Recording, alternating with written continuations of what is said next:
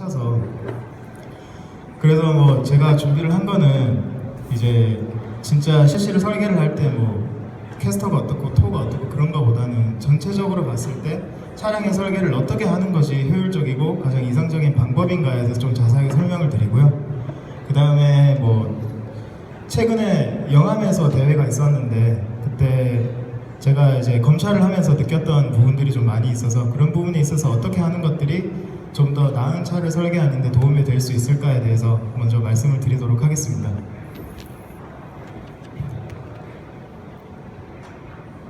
먼저 셰시 디자인이 뭔지에 대해서 간단하게 설명을 드리자면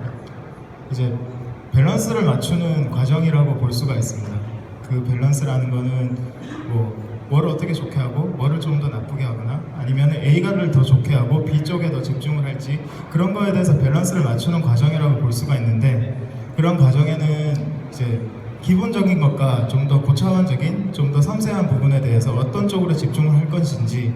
그리고 차량을 전체적으로 봤을 때 언더스티어로 만들 건지 오버스티어로 만들 건지 그리고 이제 차량을 좀 더 응답성이 좋은 쪽으로 설계를 할 건지 아니면은 좀 더 안정성에 포커스를 맞춰서 차량을 만들 건지에 대해서 밸런스를 맞춰가는 과정이라고 볼 수가 있다고 봅니다. 근데 오늘은 제가 예전에 말씀드렸던 것과 같이 좀 더 기본적인 것에 집중을 해서 말씀을 드리도록 하겠습니다. 작년 이맘때쯤 이제 킨텍스에서 김우경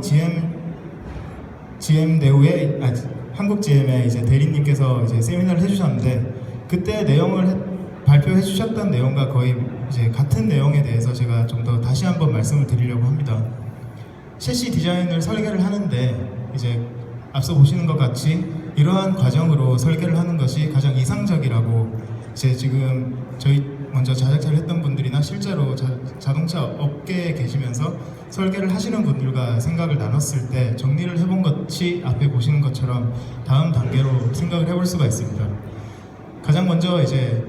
벤치마킹을 해야 되는데요. 뭐 실제로 차량을 설계하는 것과 똑같이 자작차도 이제 작년에 우승했던 차 아니면 해외 대회에서 성적이 좋았던 차들이 어떻게 설계를 하고 어떻게 차를 만들었는지에 대해서 먼저 조사를 하고 참고를 하는 것이 굉장히 중요하다고 생각을 합니다. 그리고 각각의 팀마다 가지고 있는 색깔이나 원하는 성능을 포커싱을 해서 어떠한 컨셉으로 차량을 설계를 하고 어떠한 컨셉으로 차를 만들 건지 거기에 집중을 하는 것이 중요하다고 생각을 하고요. 그 다음에 컨셉이 잡히고 난 뒤에 이제 퍼포먼스 타겟이라고 해서 차량의 전체적인 특성을 어떻게 맞춰갈 건지 제가 앞서 말씀드렸던 것처럼 밸런스를 어떻게 맞추는 것이 좋을지에 대해서 고민을 해서 결정을 하는 것이 중요하다고 생각을 합니다. 그 관련된 퍼포먼스 타겟이 결정이 되고 나면 그 퍼포먼스 타겟을 만족할 수 있는 설계를 하는 것이 중요한데 여기에서 제가 이제 다음에 좀 더 자세하게 말씀드릴 이제 내용이 간단하게 얘기해서 이러한 퍼포먼스 타겟을 만족하는 디자인을 하는 방법이 두 가지가 있는데 첫 번째는 탑다운 방식의 디자인이 있고 두 번째는 바텀업 방식의 디자인이 있습니다. 이 두 가지에 대해서 간단하게 설명을 드리고 어떤 쪽이 좀 더 효율적이고 어떤 쪽이 제작차에 적용을 했을 때 좀 더 학생들한테 도움도 많이 되고 팀한테도 도움이 될 수 있는 부분인지에 대해서 설명을 드리도록 하겠습니다. 그 다음에 이제 그 디자인에 대해서 검증을 해야 되는데 이 검증 과정은 이제 버추얼 단계로 해서 이제 실제 차가 없는 단계에서 뭐 해석이나 뭐 여러 가지 방법을 사용을 해서 검증을 할 수 있는 방법과 실제로 차가 나오고 난 뒤에 어떤 방법으로 검증을 할 수 있는지에 대해서 간단하게 설명을 드리겠습니다. 거기서 검증이 끝난 설계는 이제 그 설계대로 만들려고 노력을 해야 되고 그 만들고 난 뒤에 테스트를 해야 되는데 지금 대부분의 팀들이 테스트 과정을 굉장히 간과하는 부분들이 많이 있는 것 같습니다. 뭐 대회 와서 차를 완성을 하는 경우도 많이 있는 것 같고 그런 테스트 과정이 없이 대회에 왔을 때 대회에서 테스트를 하게 되면 굉장히 많은 부분에 어려움을 많이 겪습니다. 그러면서 검차하는 과정에서도 많은 어려움이 있고 이제 실제로 차가 달리고 난 뒤에도 안정성이든지 뭐 크게 봐서는 이제 차량 전체적인 성능에 대해서도 검증을 할 수 있는 그런 단계가 먼저 거치고 난 뒤에 대회에 참가를 해야 되는데 그 관련해서 간과하는 팀들이 많이 있고 물론 스케줄은 다 짜여 있겠지만 그 스케줄을 맞추지 못해서 대회장 와서 차량을 완성을 하거나 대회장 와서도 완성하지 못해서 대회를 참가하지 못하는 팀들이 많이 있고요. 그런 부분에 있어서 테스트는 좀 더 집중을 해서 스케줄 관리를 잘해서 테스트를 잘하고 그 테스트 관련된 수집하고 그 수집한 데이터를 분석할 수 있는 그런 시스템을 어느 정도 갖추는 것이 제작자분들 팀으로서 중요하다고 생각을 합니다. 그리고 이제 테스트를 하면서 동시에 이제 셰시 셋업을 해야 되는데요. 제가 올해 7월달 정도에 이제 금호공대에서 세미나를 한번 했었는데 그때 이제 셰시 셋업에 관련된 세미나를 한번 했었습니다. 그때 자료를 이제 확인하실 수 있으면 그때 자료를 보시면 아마 좀 더 셰시 셋업에 관련해서 이제 확인할 수 있는 부분들이 많이 있을 거고요. 뭐 혹시 추가적으로 질문이 있으시면 나중에 저한테 연락을 주시면 제가 답변을 해드리도록 하겠습니다. 그리고 셰시 셋업이 완료가 되고 나면 이제 대회를 참가를 하고 그 대회를 참가하고 난 뒤에 대부분의 팀들이 이제 와야 되거나 이제 내년을 바로 준비를 하거나 좀 더 쉬는 팀들이 많이 있는데 대회를 참가하면서 겪었던 문제점들이나 대회를 참가하면서 이제 좀 더 좋았던 부분, 개선을 해야 되는 부분에 대해서 정리를 하고 그 정리한 부분들이 이제 내년 차를 설계를 하는데 무조건 적용이 돼야 되는 부분이라고 생각을 합니다. 이러한 과정을 거쳐서 자작 자동차를 만들고 이제 검증을 하고 이제 테스트를 하고 이제 대회를 뛰고 난 뒤에 데이터베이스까지 쌓는 과정을 1년 과정으로 어느 정도 팀에서 자체적으로 시스템을 갖추고 있으면 뭐 예전에 만들었던 차들에 대한 데이터도 훨씬 더 많은 데이터를 확보를 할 수가 있게 되고 그 데이터를 기준으로 좀 더 나은 차를 만들 수 있는 부분들이 많이 있을 것이라고 생각을 합니다. 오늘 제가 말씀드릴 부분은 퍼포먼스 타겟을 잡고 디자인을 하고 그 디자인된 것들을 베리피케이션 하는 과정에 대해서 좀 더 집중을 해서 설명을 해드리도록 하겠습니다. 이제 아까 제가 간단히 말씀드렸던 것처럼 이제 자동차나 어떤 시스템을 디자인하는 방법에는 두 가지가 있는데 첫 번째는 탑다운 방식이 있고 두 번째는 이제 바텀업 방식이 있습니다. 여기서 보시다시피 탑다운 방식에 대해서 먼저 설명을 드리자면 앞서 말씀드렸던 것처럼 차량 전체의 퍼포먼스에 대해서 이제 결정을 하고 그 차량을 어떻게 뭐 민감하게 만들 건지 좀 더 안정성을 확보를 할 건지 혹은 운전하기 편한 차를 만들 건지 아니면 언더스티어 경영의 차를 만들 건지에 대해서 먼저 결정을 하는 것이 중요하고요. 그 다음에 그러한 시스템 단계에서의 타겟을 만들고 난 뒤에 그 시스템 단계의 과정이나 그 시스템 단계에서 결정된 목표들을 만족할 수 있는 시스템 전체의 타겟을 만들고 그 시스템 전체의 디자인을 하는 것이 두 번째 단계라고 볼 수가 있습니다. 그리고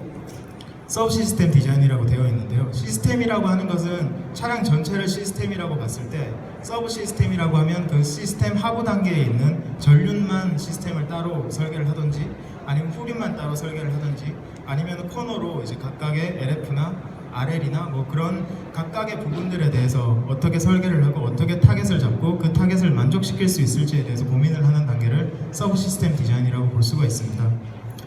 그리고 마지막으로 그 서브 시스템 단계에서 설계를 하거나 디자인을 한 것에 대해서 만족할 수 있는 컴포넌트 레벨에서의 그 퍼포먼스 타겟을 만족할 수 있는 예를 들어서 스프링 강성이나 댐핑 특성이나 그런 각각의 부품별 특성이나 굉장히 가장 하부 단계에서의 시스템의 디자인을 하는 것을 마지막 단계인 컴포넌트 디자인이라고 할 수가 있습니다. 앞서 말씀드렸던 것처럼 이제 가장 중요하면서 가장 큰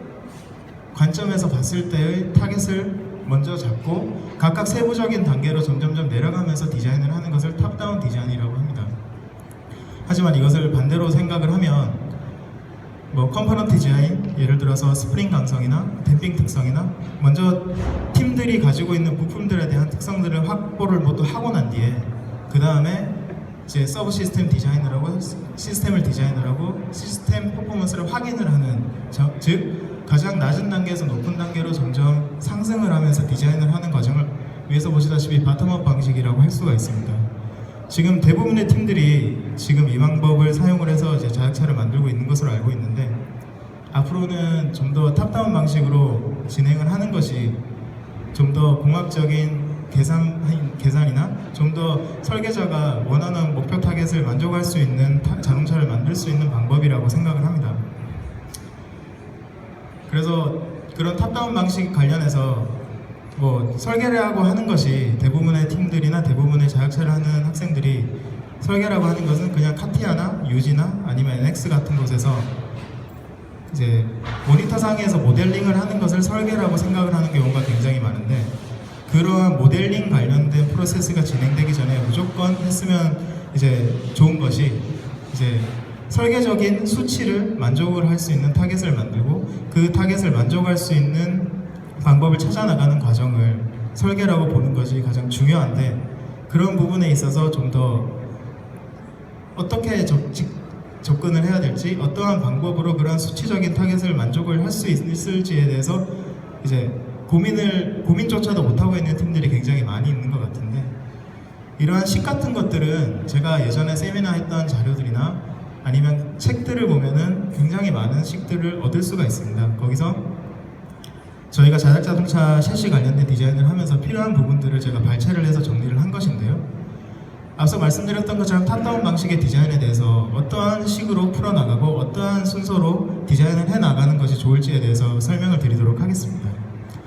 먼저 차량의 라이드 관련된 특성, 즉 휠이 수직 방향으로 변이가 생겼을 때 차량 특성에 대해서 설명을 드리고요. 그리고 두 번째로 차량의 롤 특성, 즉 코너 선회를 할 때 차량의 이제 바디가 한쪽으로 롤축을 중심으로 이제 회전을 하는 그런 특성에 대해서 어떠한 과정을 가지고 어떠한 수치적인 특성을 만들어 갈지에 대해서 설명을 드리도록 하겠습니다. 먼저 차량 전체의 특성들을 봤을 때 전륜과 후륜의 라이드 프리퀀시 비율을 타겟으로 잡는 것이 중요합니다. 그 타겟은 여기서 이제 후륜이 분자로 가 있기 때문에 전륜보다 후륜이 조금 더 높은 약 1.2 정도, 1에서 1.2 정도 되는 그런 비율을 가지는 라이드 프리퀀시를 갖는 차를 설계를 하는 것이 중요하고요. 그 다음에 라이드 프리퀀시를 계산하는 방법은 여기에 있습니다. 여기에 있는데 이제 두 가지가 필요하게 되죠. 라이드 레이트라고 하는 값과 스프렁 매스가 필요한데, 실제 차가 없는 경우에 이제 스프링 상중량, 하중량을 예측을 하거나 계산을 하는 것이 쉽지가 않은데, 이러한 부분들은 예전에 만들어 놓은 차가 있을 경우에는 실제로 이제 계측을 해서 얻을 수 있는 방법이 있고, 그 외에는 이제 실제로 차를 재고 난 뒤에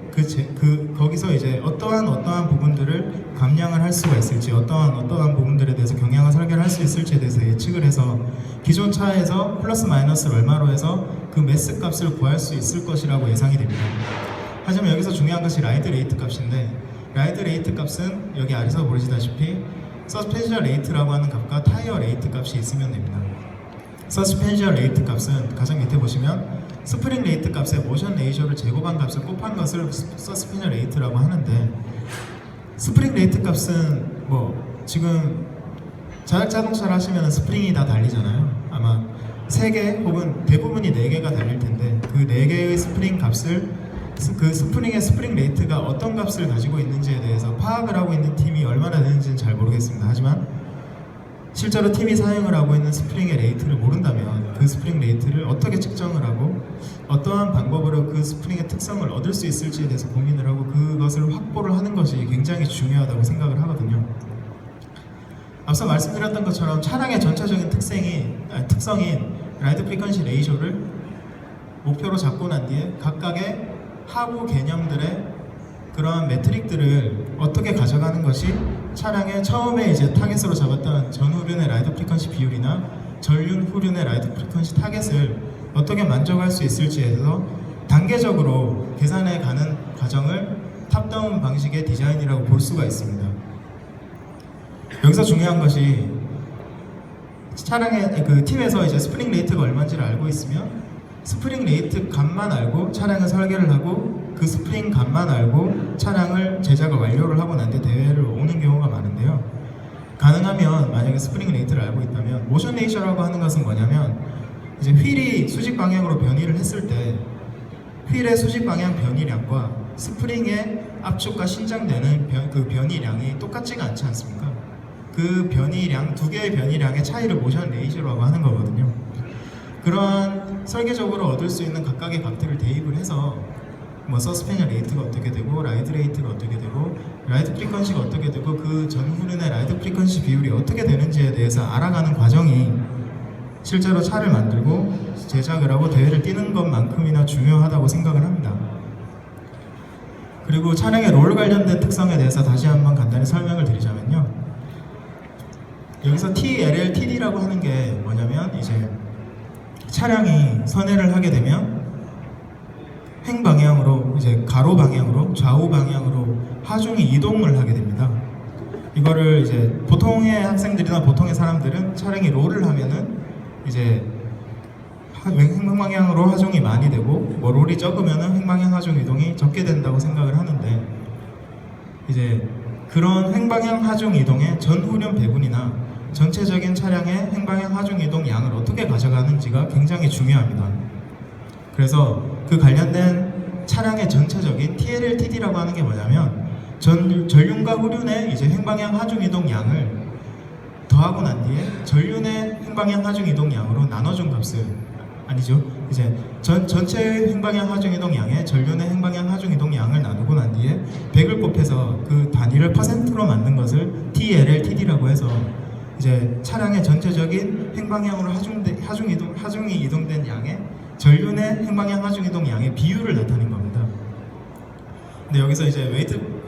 이제 전륜의 이제 그 TLLTD 값이 -1에서 +1이 되어야 된다고 하는데, 이게 뭐를 의미를 하냐면